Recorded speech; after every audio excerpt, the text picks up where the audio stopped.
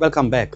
Women's Month, August, is still 2 months away. But in the run-up to Women's Month, a women's report entitled Amazwi Abesifazana, or Women's Voices, has just been launched by Parliament's Millennium Project and its partners. It's a project aimed at giving marginalized women across the country a voice. But what exactly does this mean? Well, to tell us, we are joined by Zubeida Sheikh, Manager of the Parliamentary Millennium Program. Good morning, ma'am, and thank you for joining us. Good morning. First of all, before we talk about the content of the report, can you give us a little background on the origins of this report? Yes, of course. This is the third and final report of a national campaign that took place between 2007 and 2010. It's a partnership between Parliament and the provincial legislatures and local government structures, as well as CBOs and NGOs working in local communities. And the idea behind Amazwi Abesifazana is to create opportunities for marginalized women's voices to be heard in especially the legislative environment so that they could influence policy. Yeah, we said in our introduction that your target is marginalized women, but who are the marginalized women? Well, you know, marginalized women, I think people often confuse with rural, but it's not just rural women. So while our project did include rural women, it's women who also just don't generally have access to structures, women who don't have access to media. So marginalized in the sense that these are women we had to go into communities to find, to create an opportunity for their voices to be heard. Marginalized women were asked what democracy meant to them. What are the stories that they are telling you? A lot of them spoke about service delivery. It depended on the different provinces. So, you know, while in some of the more rural areas, service delivery of basic services was an issue that we were confronted with a lot. So, you know, access to clean water, electricity, etc., social services as well. And then you find more in the urban areas, it's things like education, also crime. Crime was a very big thing. And then also domestic violence and drug abuse in some of the other provinces. Does the report come with recommendations? Yes, it does. Parliament's researchers worked on all the stories that were contributed by the women. They have formalized it into submissions, and now with the launch of the final report, presentations will begin that will go to the various portfolio committees. According to this statement released by Parliament, the framed stories and works of art are on exhibition at the Constitutional Hill from the 31st of August 2012 in the run-up to Women's Month. What can people expect to want to see the exhibition?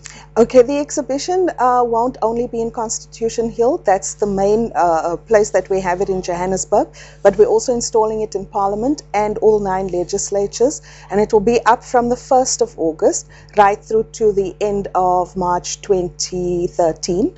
And what it basically is a framed artwork, or rather a framed image of the woman, a copy of the story that she wrote in her own handwriting, as well as an English translation, and then the quilt that was sewn to illustrate the various stories. I just can't remember, you said the exhibition will be taken on tour?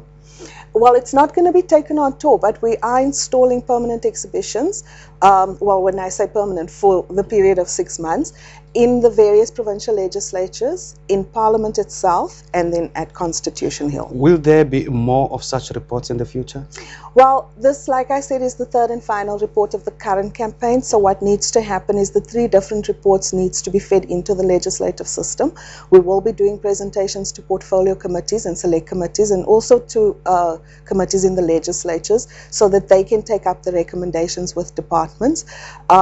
We then put in place a mechanism for oversight so that we can follow up in a couple of months, go back to the communities and let them know what's happened with their stories, with the challenges that they've raised and how we've dealt with it, and then we will begin a new process. Zubeida, tell us a bit about the Millennium Program. What is it all about? The Millennium Program is a nation-building initiative of Parliament. It was started by Dr. Freni Jinwala and Mrs. Naledi Pando when they were presiding officers. And the whole idea behind it was to, you know, put together a unit within Parliament that could focus specifically on Parliament's constitutional mandate to promote nation building and to encourage social cohesion. So we don't respond directly to the core business of Parliament, but we look at its constitutional mandate around nation building. Is there public involvement in this program? Absolutely. That was really one of the reasons why this project was designed, was to work directly with communities. And when Baleka Mbete and Mr. Mahlangu took over, as presiding officers, they broadened the scope and the reach of the project, and they involved the provincial legislature. So Amazwi Abesifazana is one of the results of an interlegislature exchange. Zubaydah Sheikh is the manager of the Parliamentary Millennium Program, and thank you very much for coming through, ma'am. We've run out of time. Thank you. Well, we will probably hear more about that in today's program. And yes, so we still have some member statements. The high fees charged by some South African banks came under fire from the UCDP during statement time in the National Assembly. It's more like a rip-off, said Mr. Ipiseng Chitetelo in his statement to Parliament. Bank fees or charges are a cause that we must pay considerable attention to.